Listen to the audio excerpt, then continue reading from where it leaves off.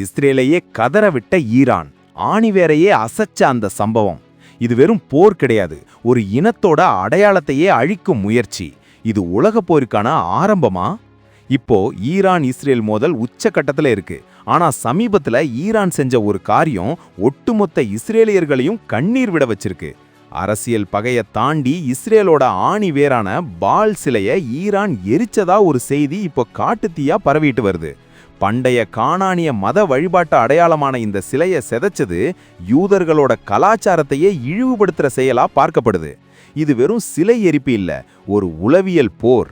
நம்ம ஊர்ல ஒரு கோயிலையோ சிலையையோ யாராவது சேதப்படுத்தினா நமக்கு எவ்வளவு வலிக்குமோ அதே வலியை இப்போ இஸ்ரேல் மக்கள் அனுபவிச்சுக்கிட்டு இருக்கிறாங்க.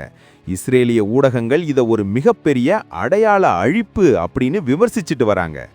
ஈரான் இதை தற்செயலா செய்யல, திட்டமிட்டு இஸ்ரேலோட மன உறுதியை கொலைக்க செஞ்சிருக்கிறாங்கன்னு அரசியல் ஆய்வாளர்கள் சொல்றாங்க.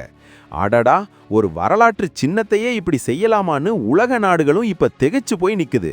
இதனால ஈரான் இஸ்ரேல் இடையில இனி சமாதானம் பேச்சுக்கே இடமில்லைன்ற நிலைமை உருவாகி இருக்கு.